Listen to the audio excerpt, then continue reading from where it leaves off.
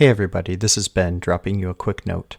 Our editors have been working hard to get episodes finished to release on schedule with the reading of the week. Our hope is that listeners will have the chance to engage with the content and share meaningful ideas in their circles of family, friends, and church. In order to meet this goal, this episode has been released with minimal editing. We are looking for additional volunteers to join the team and help with editing, social media management, and content creation. If you are interested, please reach out to us on Facebook or email latterdaypeacestudies@gmail.com. You can also donate to the project, helping us cover the costs of things like website hosting and podcast platform fees. Donations can be made through PayPal by going to our website, latterdaypeacestudies.org, clicking Get Involved, and scrolling down to the donate box. Thanks so much to all who have helped out and donated over the years. We are sincerely grateful.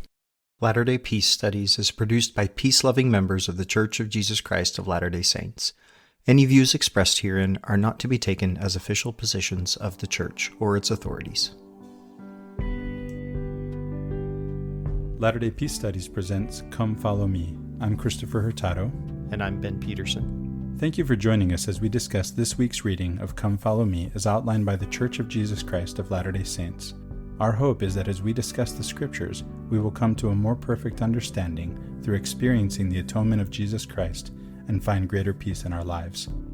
All right, welcome back, everybody. We are covering the Book of Esther today, and I have an ultra special guest. I have my wife, Ashley, here with me today to record on the Book of Esther. Welcome, love. Hi, everyone. So, Ashley decided that when the Book of Esther was coming up, she was interested in discussing this with me. And we have spent the past several days talking about this. So hopefully we will still have some more things to talk about in the podcast. Well, actually, our daughter has been bringing it up a lot because she's been hearing us talk about it and she wanted to know, when is this happening? And so it definitely has been a lot of our conversation. I grew up in St. Louis in, I wouldn't say predominantly Jewish, but about a third of my classmates were Jewish. And this was one of their favorite stories and holidays.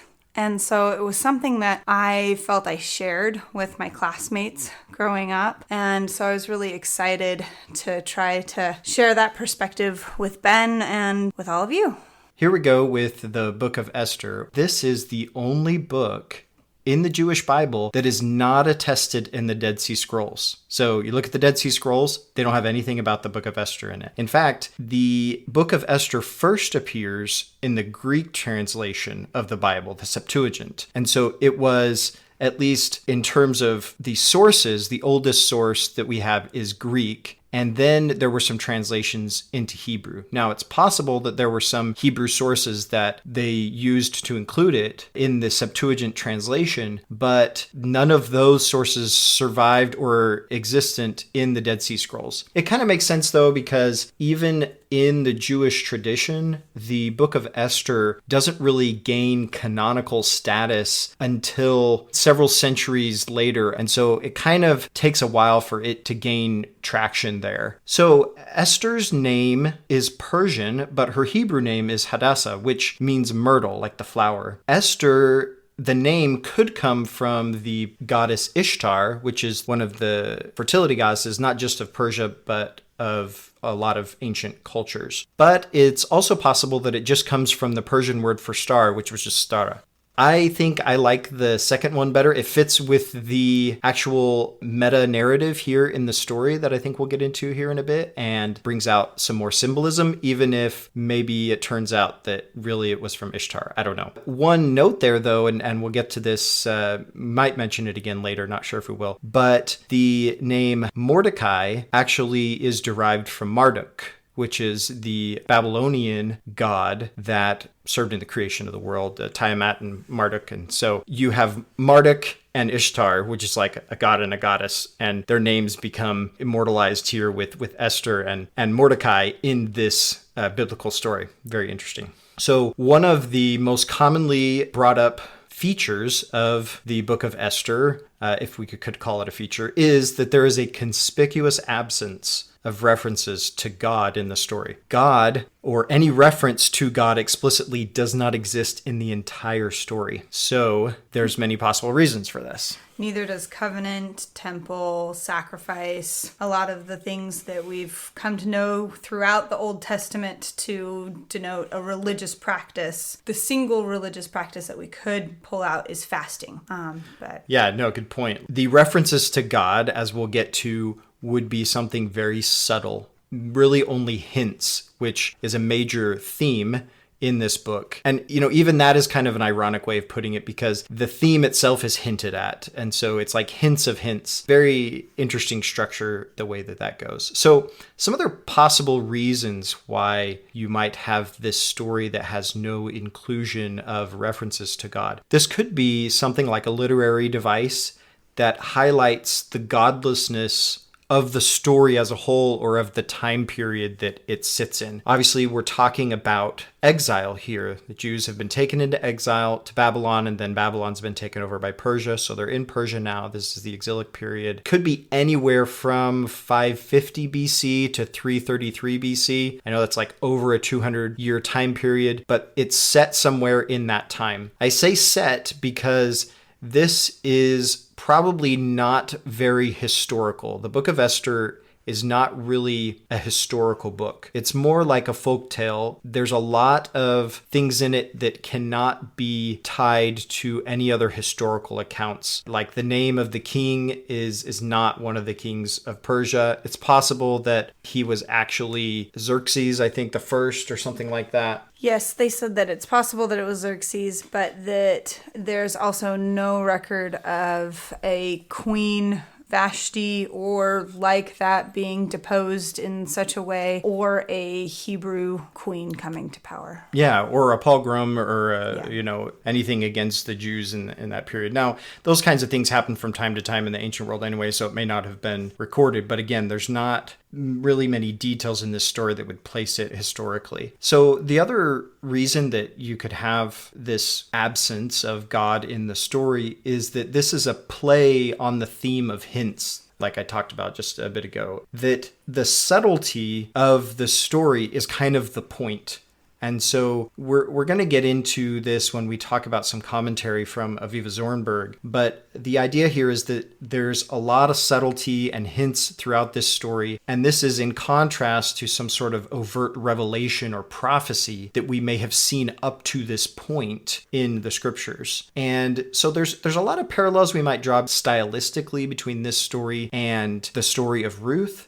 But even Ruth obviously mentions God a whole lot more and is focused on that concept. And this tale of Esther really just, again, doesn't get into that at all. As we mentioned before, this is written not originally as scripture, but like a folk tale. And it later became adopted as scripture. It might be something that we could call like historical fiction. In any case, it also appears to be something like an etiological tale that is used to explain the celebration of Purim by the Jews. This holiday may have come to be celebrated, and then they needed a reason to explain that. I had actually read that they couldn't find a Persian holiday that did correlate with this exactly. It seemed to be maybe a mesh of some of the holidays, that it could have been that they had adopted some of different traditions, but that there was no set Persian holiday that this was adopted from. Yeah, that probably seems more likely a better explanation of it.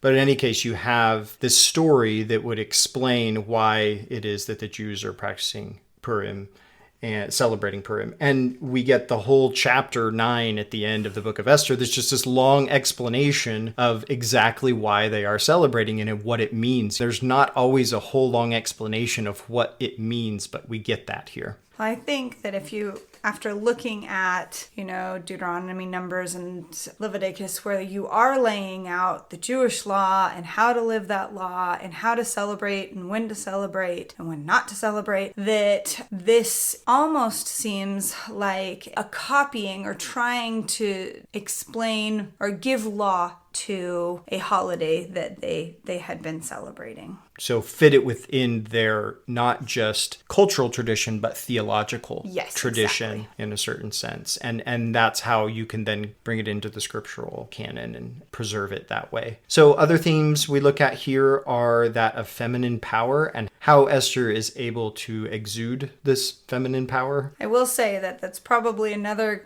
reason that I volunteered to be on this podcast, because two men speaking on the femininity and power of this woman, sexuality that will definitely come out here, might not quite have the authority. Perspective that a woman's view will bring to it. Yeah. We see another theme of reversals of events. So, you have one thing that's supposed to happen to one person, but then it happens to the other person, or one person is one place at some point and then they get reversed to the other. So this happens over and over in the story. We also have this theme of deliverance. The story of Esther traditionally was actually much more closely associated with the Passover, and then became associated specifically with the festival of Purim. But the association with Passover does make sense. There's a lot of similar themes there. But then there's sort of this contrarian theme that Zornberg brings out about this story versus that of Passover, which I thought was totally fascinating. And it's the idea of the deliverance of God in Exodus as contrasted with the apparent godlessness that we talked about before, the conspicuous absence of God in this story, and how that comes out in the Jewish Midrash in terms of the idea that God would hide his face. And so I think that's an interesting tie there. Another theme that we were discussing just before we started recording that we threw in there that my wife brought up was this idea of the persistence of Jewish identity and this phrase, against all odds. So the word Purim is the plural of the word for lot. It's the festival of lots. And what we mean by lots is like something you cast that is like a die, right? You cast the dice, and this is a game of chance. And this is done by Haman in order to determine the date that this pogrom is going to happen. And so we have this festival of lots, and what happens instead of the Jews being destroyed is that they triumph over their enemies. And so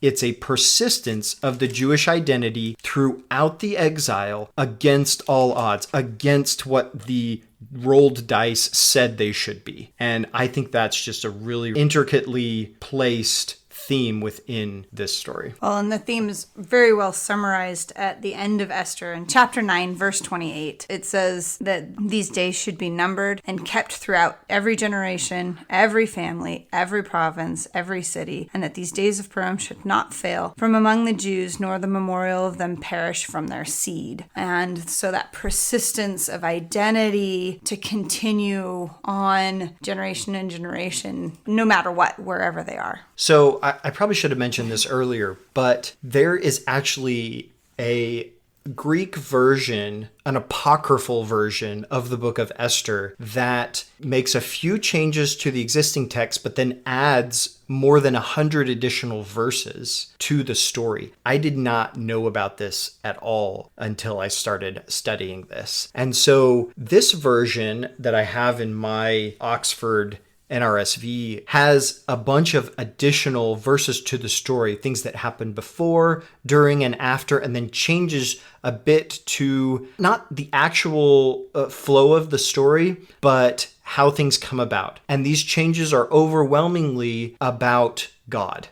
So they put God into the story, into what happens before, into what happens during. There's a lot of prayer going on. There are prophetic dreams, like Mordecai has this dream to find out what's going to happen. There's adherence to the law, to the Torah. So, Esther is much more concerned with obeying the dietary laws and being more humble and reserved, all these sorts of things that are themes within the Torah, but that seem to be absent in Esther's focus and attitude within the text that we have. And so you look at this apocryphal text and it's very distinct. It's literally distinct from the Hebrew version or the one that's in the Hebrew Bible. But the Oxford commentary on this even calls the Hebrew text, it quote, extremely corrupt. And I wasn't sure about the word choice. Maybe that's like a scholarly way of putting this, but what they mean by that is that it's been edited many times. There are obvious additions or changes that have happened to the text, and you can see it stylistically and also with the word choices that happen and the flow of the story.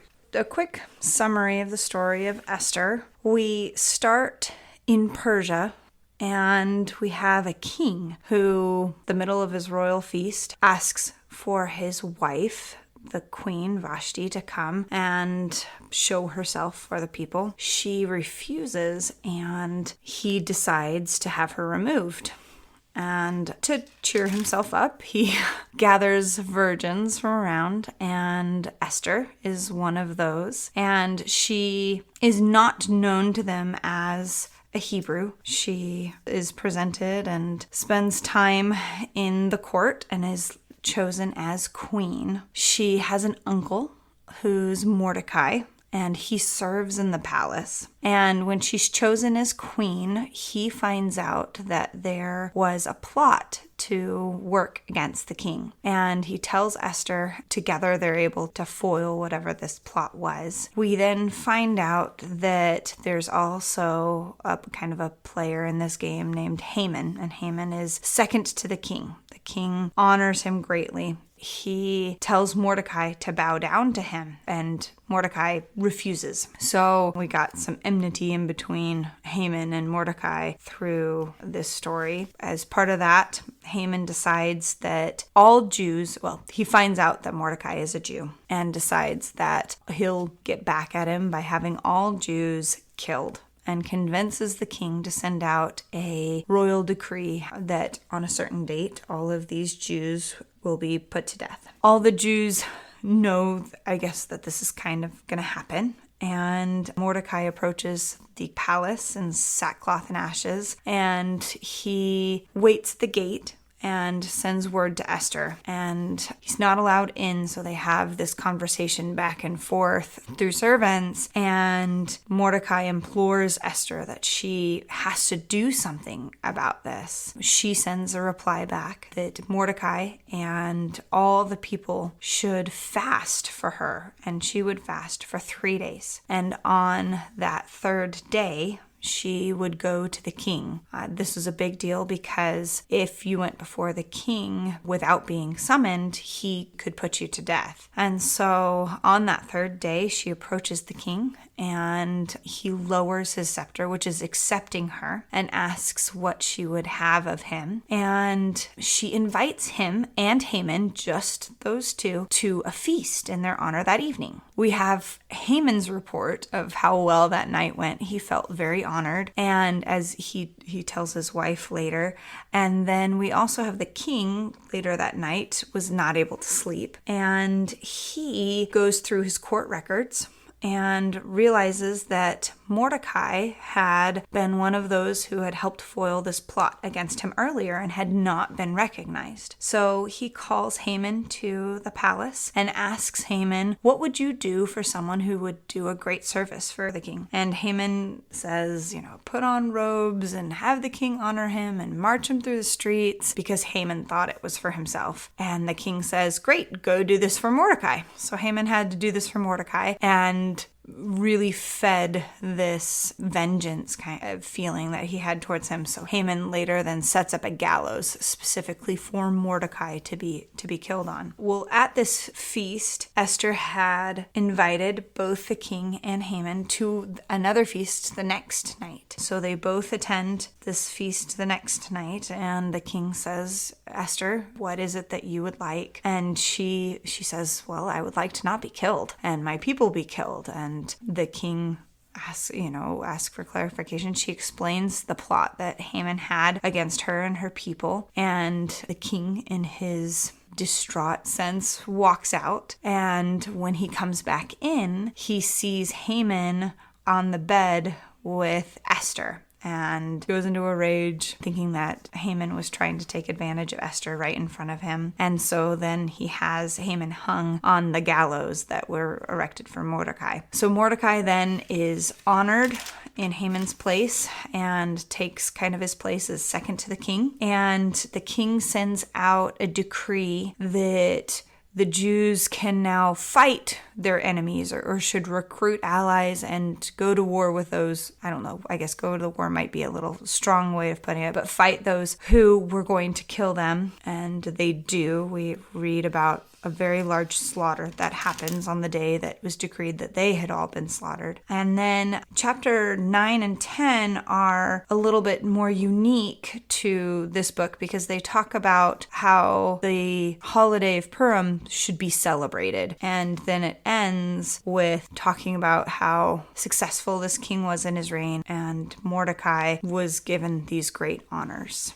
Great summary. I wanted to mention here that we did pull a lot of our thoughts and commentary from Aviva Zornberg. So I've mentioned her on the podcast with Christopher several times previously. We've looked at her for stuff on Numbers and Deuteronomy and Ruth. She is a literary scholar that is also a Jew, and she does lectures about the Midrash, which is the rabbinical commentary tradition that is thousands of years old on the Jewish Bible, particularly the Torah, but other things as well. And so she gives lectures on this and then her own view on it that largely integrates a lot of literary tradition. And so she brings a lot of English literature in, she'll bring philosophy in, and it all sort of complements the Jewish Midrash, and she kind of gives her own thoughts on it as well. Anyway, she's extremely profound, very articulate, and says a lot of fascinating things. I enjoy listening to her, and I don't mean to put words in her mouth, but she will describe her process of understanding the texts and comment on the fact that this is different than what other scholars might see or feel. And I would attribute what she is saying to listening to the Spirit, having personal revelation, understand. And that's one of her big themes is read this text to understand it for yourself and pull in all these different ones and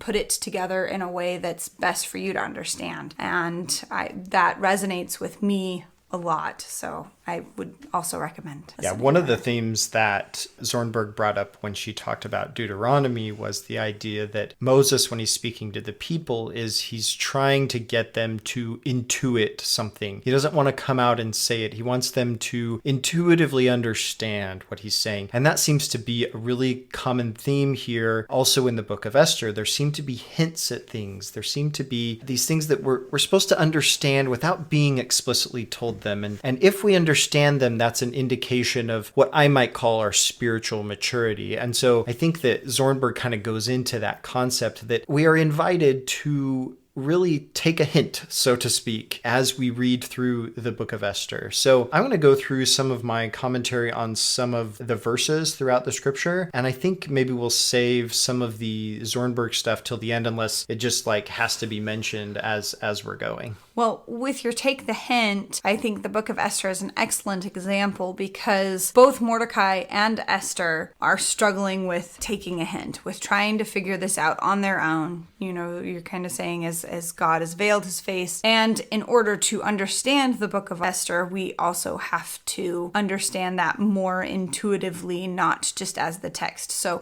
this is a great example of, as you said, taking a hint, because we've got it both in the characters in the text, but then also with our relationship with the text. Yeah, and I'll probably mention it again, but the lecture by Zornberg on this is called Mere Anarchy is Loosed Upon the World. So I think if you just Googled that, you would find her lecture on it. It's part of some podcast series, but you could get it. Mere Anarchy is Loosed Upon the World. This is Aviva Zornberg's commentary on the Book of Esther. So in Esther, I'm going to go to chapter 1, the first 4 verses. And the first 4 verses say this. I'm going to read from the NRSV. This happened in the days of Ahasuerus, the same Ahasuerus who ruled over 127 provinces from India to Ethiopia. In those days, when King Ahasuerus sat on his royal throne in the citadel of Susa, in the 3rd year of his reign, he gave a banquet for all his officials and ministers. The army of Persia and Media, and the nobles and governors of the provinces were present, while he displayed the great wealth of his kingdom and the splendor and pomp of his majesty for many days, 180 days in all.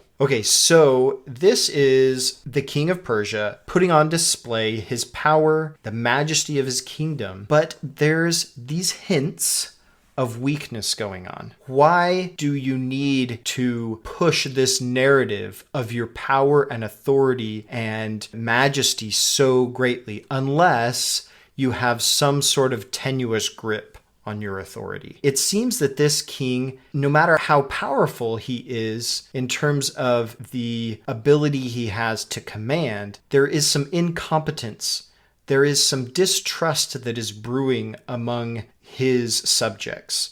He relies too heavily on his advisors. He doesn't seem to kind of make his own decisions about things. He's always deferring. In fact, he straight up gives Haman full authority, crowns him, puts a robe on him, and then does the same to Mordecai, right? That's the reversal. And the idea here is that he is really passing the buck or passing the authority to others. And this starts off right off the bat with this story of Vashti, who won't even come at his summons to this great banquet festival that he's throwing as a display of his power, and his wife won't even come. And so this is like right off the bat, a slap in the face to his authority, and he can't let it stand, but he doesn't even know what to do about it. Right? This is already showing that he has this tenuous grip on authority. He immediately goes to his advisors. I don't know what to do because my wife won't obey me. And it's like, obviously, if you have to go to these lengths, there's some other problem going on. You don't have authentic power. You don't have organic authority. You've got bigger issues than the fact that you think people aren't obeying you. There's something going on below the surface here, behind the scenes. With this point, I love what we see that Esther brings to him and to his relationship, because in contrast of Vashti refusing him and being removed and making him feel weak or seem weak, then we go to later on then in the texts, Esther treats him like a king, invites him specially to her banquet and recognizes him and his power and defers to his authority. Defers to his authority and bolsters him. And in that, I see that night of not being able to sleep and going over the court records. I see that as an awakening to his power responsibility. And the first thing that he does with that is to then act, or try to act. Again, he still defers to Haman on how to act, but I have to recognize this person who serves me. I need to do something more. And so we do see this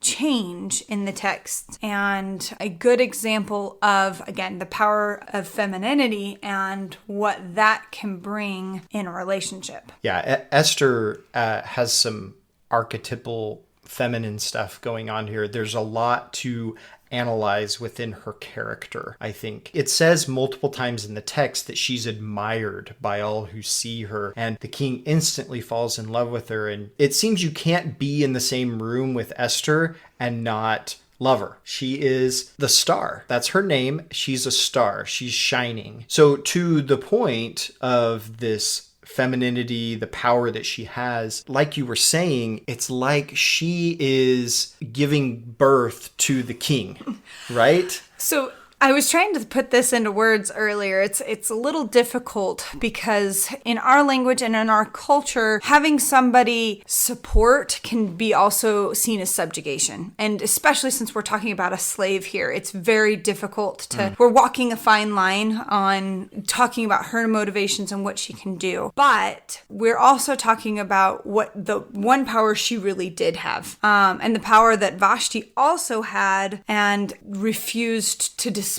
is really where that goes, and how to wield that. Seems like Esther's able to do it more subtly, right? Yes. That Vashti was more overt about it, but Esther's genius and her skill and her beauty and her, what's admired about her is that she wields that power in a more powerful way by being more subtle. By being more subtle, by being more in the background where she can help. Veiled, right? Veiled, yes. Hidden. She had shewed not her people is one of the things that she doesn't yet. Her identity as a Jew is not even known. Yes. So that's a good point. Like, so there's some veiledness going on here. There's a lot that's hidden here, but she uses this from behind the veil to support, to expound, and to support the positive features instead of the negative. Nurture. Yeah, nurture. That's a great word. Yes. Trying to pull out all these feminine words, right?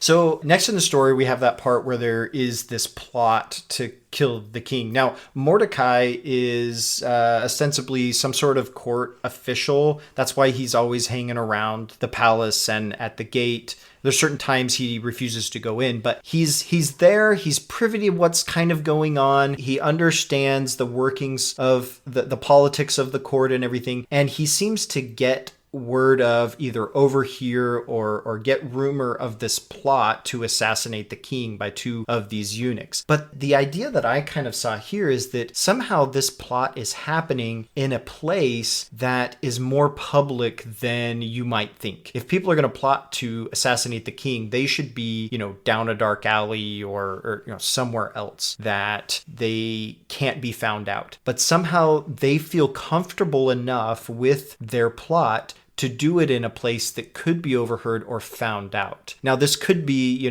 just kudos to Mordecai for his, intelligence network or something. Or it could be, again, the idea that the king has sort of a tenuous grip on his authority and that these people aren't really afraid of who might overhear because they think that plenty of people might share their sentiments. And so I think that, again, what we're seeing here is that he's starting to lose his grip on this. In the beginning of the story, the verses that I read, it talks about him sitting on the throne. And one of the things that Zornberg mentions from the Midrash is that he's sitting on the throne, but he's barely on it. Like he's about to fall off, right? Is kind of the idea here. Again, he could fall off the throne at any moment. And so a lot of the things that we see in the background with the story of the king, the things that he's doing are to try to bolster his authority and his power and tell people, no, I'm king. I'm the one wearing the crown, right? But ultimately that power kind of seems to be slipping away. And the point that we were talking about with Esther is that she is somehow able to complement that authority in a way that helps him come into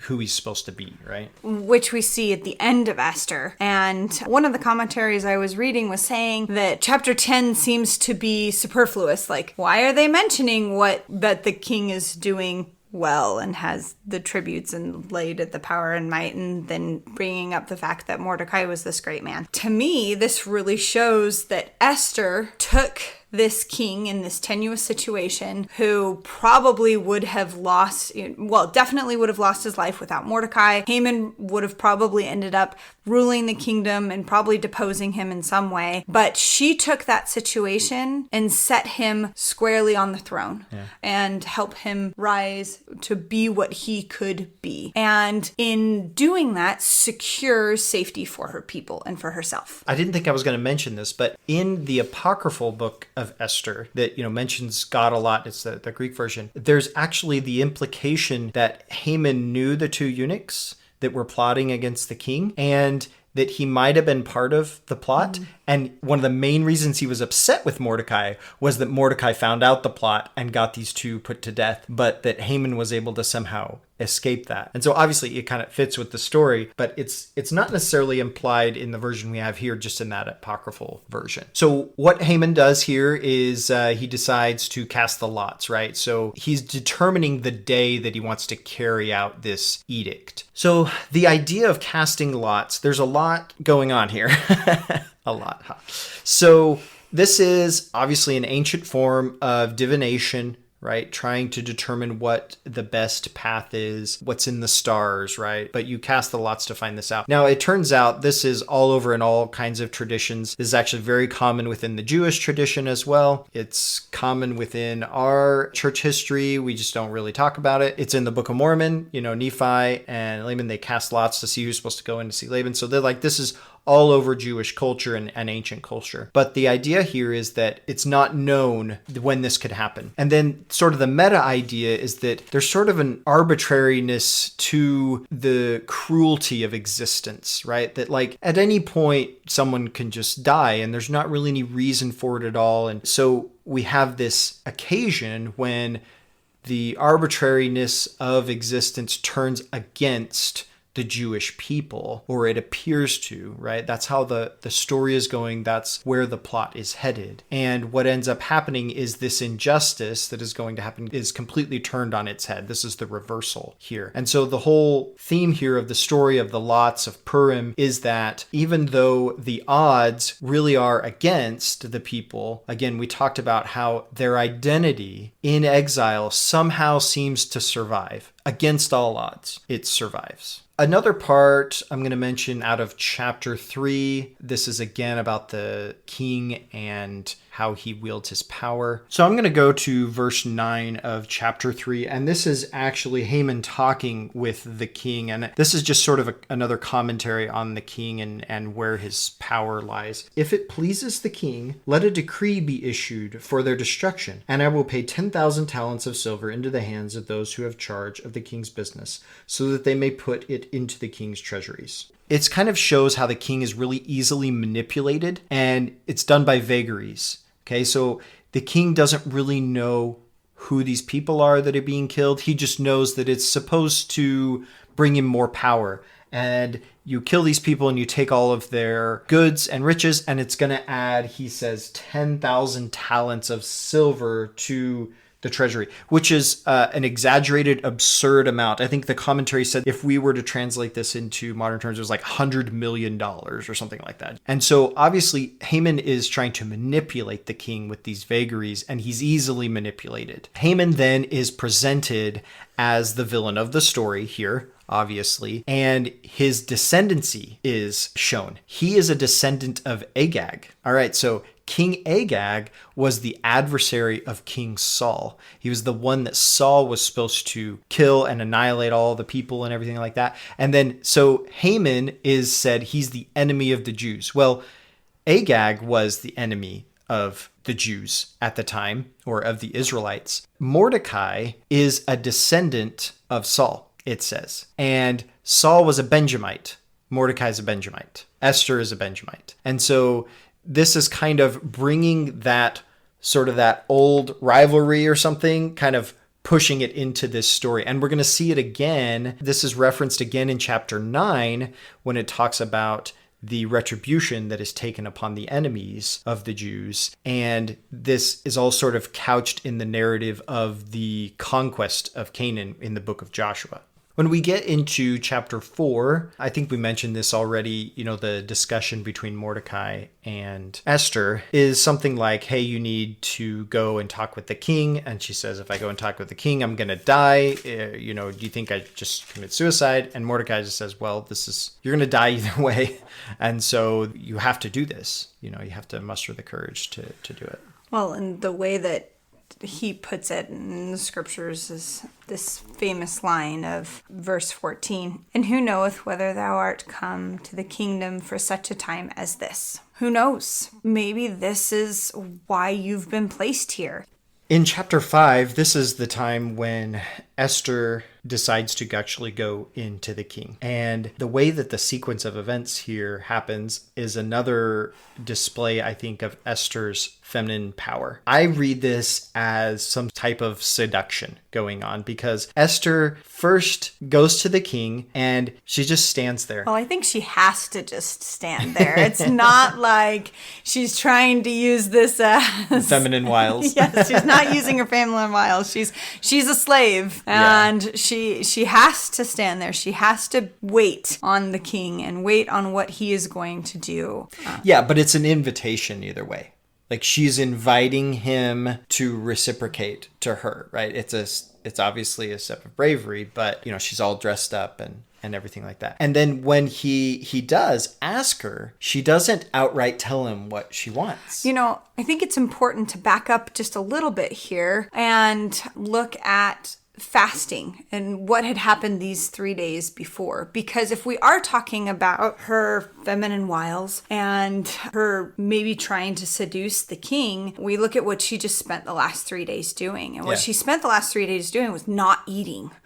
And so that's not the best way to try to, impress a man, to look your best. And so if that is truly what she was relying on, she didn't do a very good job of that. But to me, that shows a reliance on God. She was trying to activate this deity that she debate about how much she actually knew this. They were in exile, how much practice there was, but she knew that this practice of trying to have more divine help was fasting, and that at this point in her life, she needed all the help she could get. And she was not going to get them purely from, seducing her husband. It was from divine intervention. And so I must have as much help as I can. I'm going to fast 3 days. Have everyone else you can fast also. I assume and put in their prayer, but it is not in the text. It's hinted, right? It's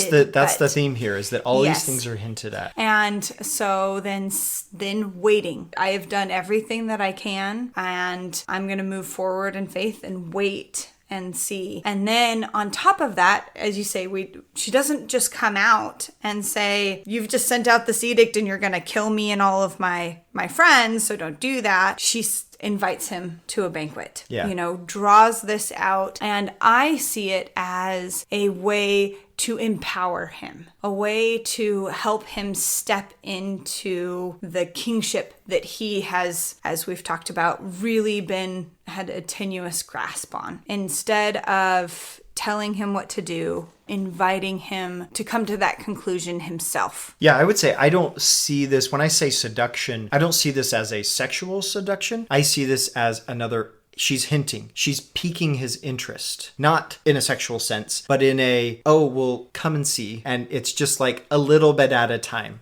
right? It's veiled. And so again, we could say, well, this is akin to or analog to like a sexual seduction. But I think that the idea here is that just she has seductive power, but in this instance, she's not using it in that way. She's using it in a way to lead him into, like you were saying, leading him into an understanding or persuading him to give weight to her opinion. That if she would have just come out right then and said it, she has not built up that relationship yet. And so inviting him to the thing and then inviting him to another, this is creating this relationship. She hasn't seen him in 30 days, it says. Yeah. And she didn't really know him then, right? Like it's creating this relationship that then there becomes more of an actual trust, and he's more likely to do that. That's what I mean by a seduction, right? This is a persuasion. Well, and we see from the history from the beginning, from what's happened before, this king, if he is asked to do something, he will not make a decision. He will ask others and go to others for that decision. And so she has to remove him from those others and make her his confidant, and so that moves forward in a way that again empowers him to make these decisions, or at least take her into confidence. Yeah, she does say only you and Haman, yes. Right? Like she doesn't want these other advisors around that he's going to turn to. She wants him to trust her and then to trust himself, his own decisions on what would be right about the thing. So I think that's a really, really good point. So right after this first banquet, we have the king who can't sleep. Like I imagine he's thinking about Esther. what does she want? What is it that she needs? He can't get her out of her mind. Again, I'm not necessarily thinking there's like some sexual thing going on here, but he is taken with her in a way that he didn't think he would be. And so there's that going on. Like he's wondering what's going on. He's awakened, like you were saying. He can't sleep. He's awakened to who he's supposed to be as a king. And he's like, what do I need to do? I need to figure out what's been going on in my court. I need to understand. So bring me the records. Let's read through them. I want to understand what's going on here. So he discovers the Mordecai thing. I think that fits really, really well with what's going on below the surface in the story here. This is a recurring motif in other parts of scripture, especially with kings of Persia. So like this happens with the prophet Daniel. The kings that he consults with, they have trouble sleeping. And so he talks to them about their dreams, and he talks to them about, when he's in the lion's den, the king that had to put him there, like he can't sleep, right? And that's another example of the king's edict, right? Like even though Daniel's his friend, he can't say, oh, well, don't put him in the lion's den. Well, I said it has to be done. And so even though that's not corroborated by other sources in the ancient world, here the Jewish view of Persian law is that once the king says it, that can't be revoked. All he can do is something else to sort of try to counteract that. It's like you've taken a medicine, it's already in your system, you can't get the poison out, you have to give the antidote. What we have here that follows in the chapters is the whole story of the Jews that are going to be destroyed, and then that edict that turns that on its head, and the Jews can gather their allies around them and can fight back. The text says, in the KJV, it says, many became Jews. In the NRSV, it says, many professed. And what the commentary says about this is, it wasn't that people converted to Judaism, it was that they allied with them. But there's quite a bit of hyperbole going on here in the destruction of the enemies of the Jews. This is rhetorical. This Hopefully. doesn't... Well, I mean, it's pretty well established that this is not a historical incident. This didn't really happen. And so you're telling a story, and part of the story is to demonstrate how this narrative got flipped on its head, and that the Jewish identity will persist against all odds.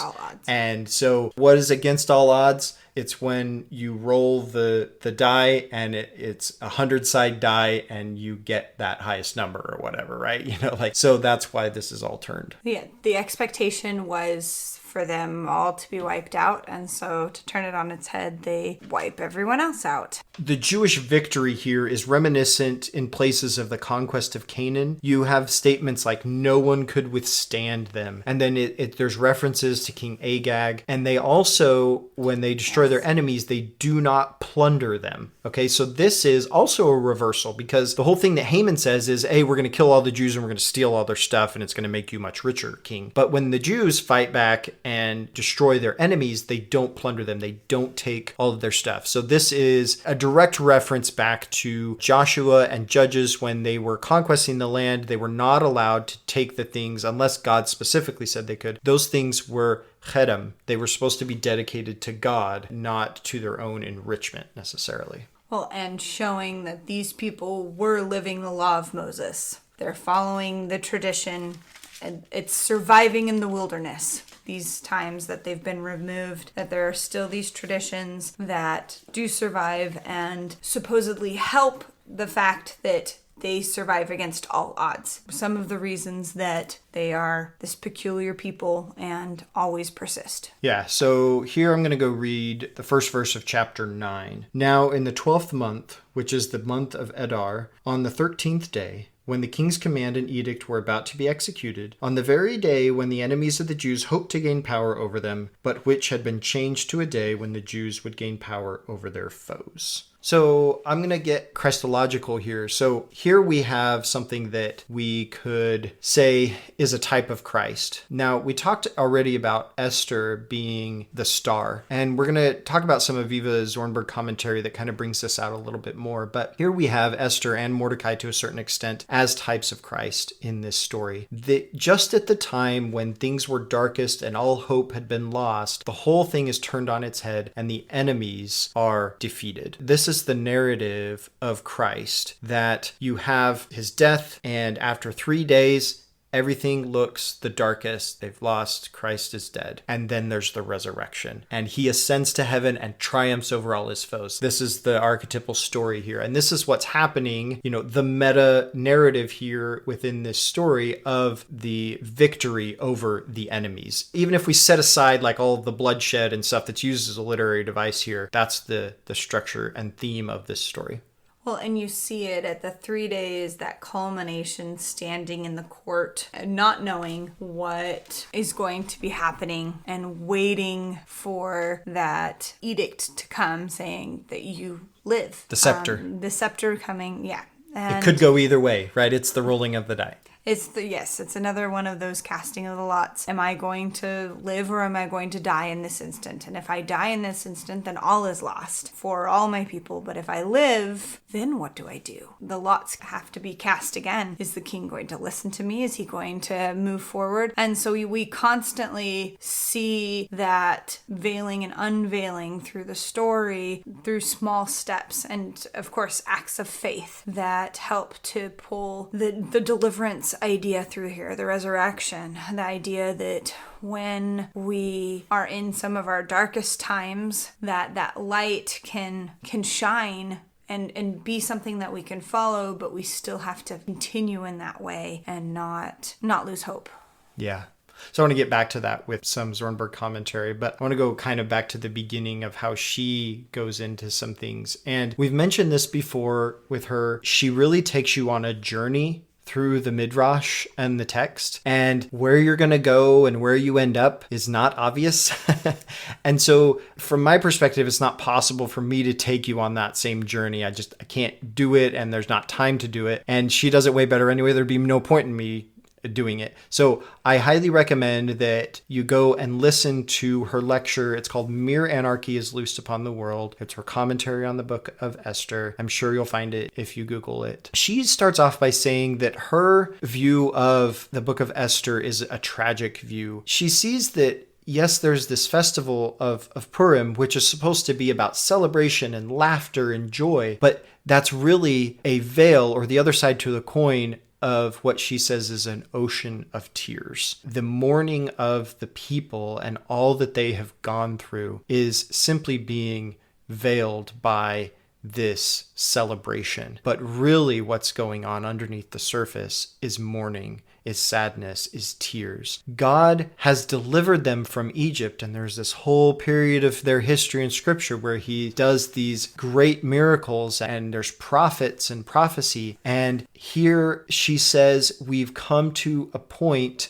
a pivotal moment in the Jewish narrative where we are switching from that I am the God who brought you out of the land of Egypt to something else, to a God who says something like, I will surely hide my face. And this comes out in many ways, but overall within the book, we see that there is this conspicuous absence of God, and that there is this Jewish sense that God has in some way abandoned them. This happens in the exile. And then if we move forward in history, the countless pogroms that happen against Jewish people in many different countries. And then within the 20th century, we have the Holocaust, the unspeakable moment of tragedy against the Jewish people. And so again, there's this sense that even in the Book of Esther, that they're moving into a time in which God is hiding his face from them, and that things are falling apart, that there's no king. I mean, remember back in the book of Judges, it says there was no king in Israel, that things aren't being kept in order. There's something about the world that they're living in that is lacking God. Remember that there's no mention of God, and he just doesn't seem to be present except in hints. Trying to clarify this, she quotes from the laws of Purim, and I'm glad because she actually attaches this because it was not something notes, like show notes. Yeah, the notes, because this is not something I was familiar with. I was familiar with the festival of Purim. My friends all enjoyed. It was one of their favorite holidays, but to see what she calls this tragic view, as Ben was explaining, was a very different perspective. And she talks about that all prophetic books and sacred writings will cease during the Messianic era except for the Book of Esther. I think she says something like they will cease to be relevant.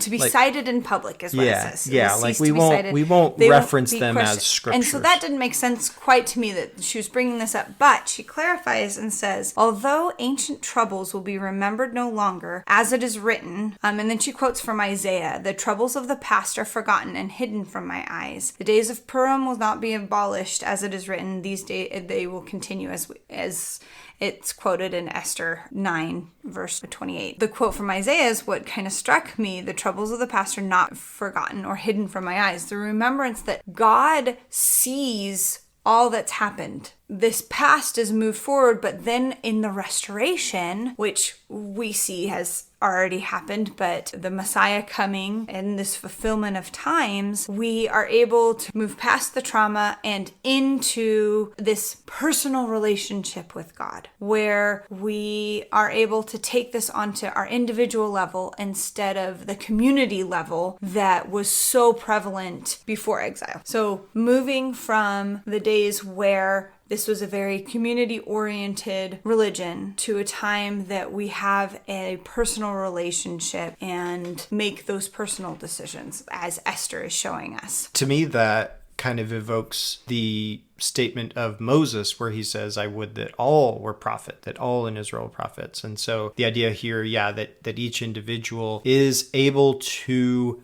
pick up on the hints that God drops. There doesn't have to be this great prophecy that is given to everybody because each individual has their own intuition and understanding. And, within our tradition, this might be akin to something like, the gift of the Holy Ghost, that we receive personal revelation and we're able to understand that. And I think there's a lot of parallels there. Within some of the Midrashic commentary on Esther, there is this sense, like I was talking about, that God has hidden his face as a punishment for the way that the people have acted, right? That's why they've gone into exile. That's why they can't feel or hear the prophets anymore. But yet there's hints of these things going on. So Zornberg talks about this. Her view is not that the idea here that's being presented is that God is hiding his face to punish because of sin. God is not hiding his face to punish because of sin. The hiding of the face is an invitation to us as individuals, like you were just talking about, to come into a personal understanding of God in our lives, that personal revelation, or as Zornberg was talking about it, the hints. Pick up on the hints and the subtleties within that. And then that seems to be what Esther is displaying. I've looked at the whole Old Testament as God trying to teach his people how to come to him. And especially when we're talking about the Israelites, from Egypt and Moses having lost this relationship, lost the covenant, and having to learn how to do that again. And they constantly fail. It's over and over and over. And the Lord has to back up and give step by step by step to try to lead them here. And they're driven out again. They're taken captive. And finally, in this captivity, we have this glimpse through Esther and Mordecai of that personal relationship that we're seeing, of something that the Lord was trying to cultivate in his people. When we've taken away the big, flashy, the sacrifices, these things that are in front of your face, and taken it to a place where it's hidden, where she's not allowed, where she hasn't declared her lineage, she's kept that to herself, but has to figure out a way to live that, she does.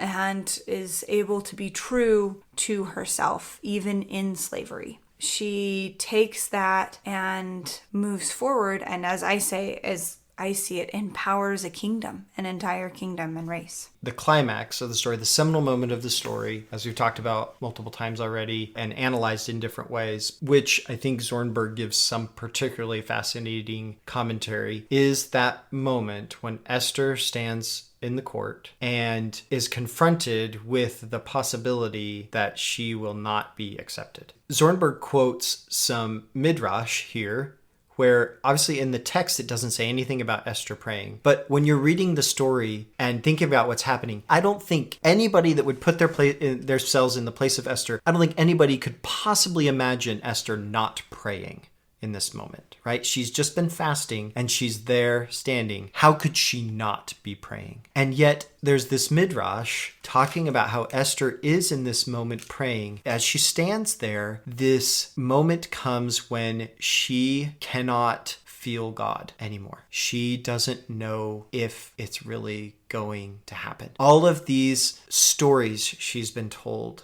about her culture and fasting and all of this stuff that she had hoped would give her the strength. There's a moment, this little moment, when that all goes away. And she prays and she says, and I'm not going to get the Hebrew right, so I'm not going to say it, but she says, my God, why hast thou forsaken me? This is the words that Christ, Jesus, speaks on the cross. In Psalms, there's this statement, and then Christ says it on the cross. In the Midrash commentary about Esther, this is what she says. In the moment when she thinks all hope could be lost, she says, my God, why hast thou forsaken me? And still proceeds. I imagine that the king hesitated. Allowing time. And, even if you look in the King James Version, it says that, and it was so when the king saw Esther, the queen, standing in the court, that she obtained favor in his sight, and the king held out the scepter. I see that she's standing there and not she appeared and he allowed it. She stood there and he had to think. And we've already established this is not a king that's very good at thinking. And so I'm quick to anger. Yeah, quick to anger. And he's sitting there deciding, what does he do? This woman has appeared before me without my consent. And how do I want to do this? And I am sure that, I imagine that there was time. And in that time, she thought she failed. Okay, so again, I'm going to reference the apocryphal Book of Esther. I didn't think I was going to, but it is, to this point, there's an interesting part here that talks about when Esther comes in to him. Lifting his face, flushed with splendor, he looked at her in fierce anger. The queen faltered and turned pale and faint, and collapsed on the head of the maid who went in front of her. Then God changed the spirit of the king to gentleness, and in alarm he sprang from his throne and took her in his arms until she came to herself. So here we have this moment, right, that might bear this concept out. But the point I think that's profound that Zornberg was making is that this is Esther's heroism. This is her moment of courage, is that she truly feels within her heart, she prays, God has forsaken me, but still proceeds. And that's that moment of courage. She's the star. She's the light that shines in the darkness. That's why I say she's the type of Christ in this story, because she's taking a step, proverbial step or metaphorical step into the darkness. She's alone. That step is what stirs the miracle of him, the scepter. And so in the apocryphal version, it has the king, his heart being changed by God, right? God changing him. See, I had always seen her as beloved by her people, that standing before the king alone, taking on her people's fate, more than identity, but this is, and so that in a type of Christ that not just with her people, but trying to be that advocate, because she fasted with them, they were united in this identity, but she was the one who stepped forward, the lamb approaching the slaughter, and carrying her people's fate with her, and then feeling so alone after being so united. That's where I see Christ. It is there. That's what I found so fascinating about this story, is that in a book that has this, what we've said, conspicuous absence of God, there yet are all these hints that God is there. And the invitation seems to be that we can find God if we look for him, if we are willing to take the step into the darkness, even when we think God has abandoned us, that we will still find something. That inherent power that is in each of us that can be accessed at any point in time, that all it has to be is recognized and seen. The Lord will magnify and allow it to be our salvation.